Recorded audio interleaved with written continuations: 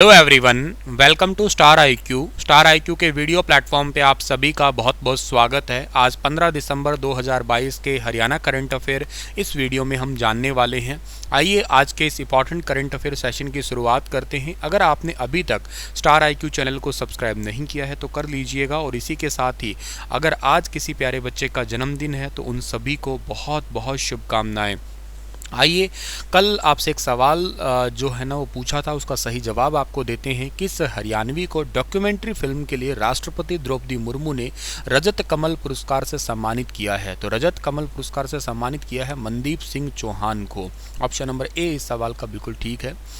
आज का पहला क्वेश्चन है कि हाल ही में चंडीगढ़ ने हरियाणा कैबिनेट की मीटिंग में कितने फैसले लिए गए हैं? तो हरियाणा के अंदर अभी चंडीगढ़ के अंदर जिसके मुख्यमंत्री जी ने अध्यक्षता की है, उसमें टोटल 5 फैसले जो है ना लिए गए हैं। ऑप्शन नंबर ए इस सवाल का ठीक है, जिनको अगर मैं ब्रीफली बताऊं तो पहला है कि हरियाणा ग्रामीण विकास संशोधन अधिनियम 2022, दूसरा है हरियाणा पंचायती राज संशोधन विधेयक 2022, एक तीसरा है हरियाणा उद्यम संवर्धन संशोधन 2022, एक है हरियाणा सिविल सेवा अवकाश नियम 2016 और एक हरियाणा चौकीदारा, जिसको चौकीदार भी कहते हैं, कई जगह चौकीदारा ये ऑफिशियल वर्ड है कानून का, चौकीदारा अधिनियम 2013, इसमें संशोधन की मंजूरी दी है।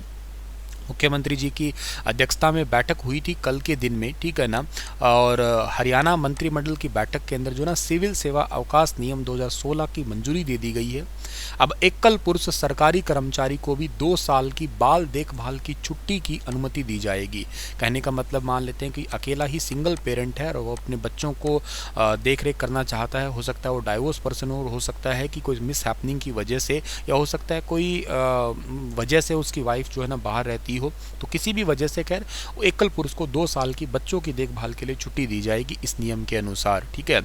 महिला सरकारी कर्मचारी केवल 18 साल तक की उम्र तक के अपने 2 बड़े जीवित बालकों की देखभाल के लिए संपूर्ण सेवा काल के दौरान अधिकतम 2 साल यानी कि 730 दिन की अवधि के लिए चाइल्ड केयर लीव का जो है ना लाभ उठा सकते हैं। तो ये एक जो संशोधन है वो हुआ है। इसके अलावा हरियाणा पंचायती राज अधिनियम 1994 के अंदर संशोधन किया है और पंचायती राज संशोधन विधेयक 2022 के प्रारूप को स्वीकृति दी गई है। ये अधिनियम 1994 का था। इसके बाद मूल अधिनियम की धारा 51 की उपधारा 3 के उपधारा अर्थात 3A जो है ना उसके अंदर अब जोड़ा गया है अभी रिसेंटली। अच्छा, इसके अलावा चौकीदारा जो नियम 2013 है ना, उसमें उपायुक्त द्वारा पारित आदेशों के विरुद्ध अपीलीय प्राधिकरण का प्रावधान करना, ग्रामीण चौकीदारों के लिए कर्मचारी भविष्य निधि जो है ना इसका लाभ देने के लिए एक अधिनियम पारित हुआ है अभी हाल ही में। 1 अक्टूबर 2022 से सभी के सभी किस्मों के धान सहित अन्य कृषि उत्पादों पे जो है ना वो हरियाणा ग्रामीण विकास शुल्क लगा सकेगी। इसके लिए जो है ना कृषि उत्पाद के मामले में कोई शुल्क नहीं लगाया जाएगा, लेकिन ग्रामीण विकास शुल्क लगा सकेंगे 1 अक्टूबर 2022 से, जितने भी कृषि जिसमें धान भी इंक्लूडेड रखा है। ग्रामीण विकास अधिनियम की धारा 1986 के तहत धारा 5A जो है ना उसमें ये जोड़ा गया है। ये चीज़ें बड़ी इंपॉर्टेंट है जब आपका पेपर होगा, जैसे आप CET का लेवल 2 अगर देंगे, ग्राम सचिव वगैरह का कोई पेपर आप देते हैं ना, तो वहाँ पे आपको ये क्वेश्चन बहुत ज़्यादा इंपॉर्टेंट साबित होंगे करंट अफेयर के, ठीक है। केंद्र सरकार ने 8 सालों में DBT के जरिए किसानों के खातों में, डायरेक्ट बैंक ट्रांसफ़र के जरिए किसानों के खातों में कितने लाख करोड़ रुपए ट्रांसफ़र किए हैं? तो किसानों के खातों में जो है ना 2.16 लाख करोड़ ट्रांसफ़र किए हैं केंद्र सरकार ने 8 सालों के अंदर। हरियाणा के लगभग 20 लाख किसान जो है ना इस योजना से लाभान्वित हो चुके हैं। हरियाणा में पहले चरण में कितने जिलों में हेलीपैड बनाए जाएंगे? तो हेलीपैड बनाए जाएंगे 5 जिलों के अंदर, सॉरी 7 जिलों के अंदर। ऑप्शन नंबर ए जो है इस सवाल का बिल्कुल ठीक है।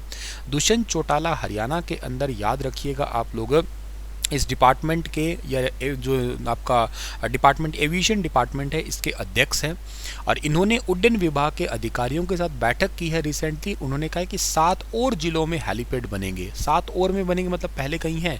हाँ, इससे पहले ऑलरेडी घोषणा हो चुकी है। गुरुग्राम के अंदर हरियाणा का पहला हेलीपैड, जहाँ पे हेलीकॉप्टर की सर्विसिंग और उसको रोकने की सारी प्रकार की सुविधाएं उपलब्ध हो सके, और यहाँ पे इमरजेंसी के समय हेलीपैड का प्रयोग जो है ना किया जा सके। हेलीपैड सिक्योरिटी व लाइटनिंग आदि की व्यवस्था के बारे में निर्देश दिए गए हैं।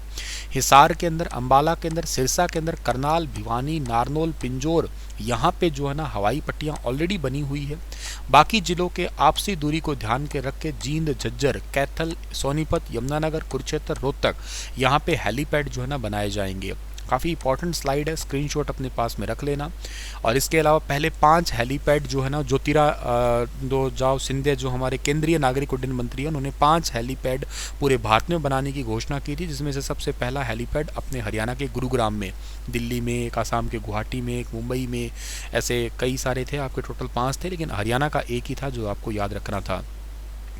एक क्वेश्चन तो मैंने नहीं बनाया, लेकिन अलग से आप याद कर सकते हैं। पंचकुला के ताऊ देवीलाल स्टेडियम के अंदर, ये एक ताऊ देवीलाल स्टेडियम पंचकुला में भी है, और यहाँ पे 12 दिसंबर से 17 दिसंबर तक ना all India civil services lawn tennis tournament हुआ था। तो आप इतना याद कर लेना कि recently all India civil services lawn tennis tournament है ना, ये कहाँ पे हुआ था? पंचकुला के ताऊ देवीलाल स्टेडियम के अंदर हुआ था। वहाँ से तेलंगाना के खिलाड़ियों ने राजभवन में श्री राज्यपाल जी से मुलाकात की, क्योंकि जो राज्यपाल जी हैं ना ये तेलंगाना से ही हैं, आपको पता हो तो।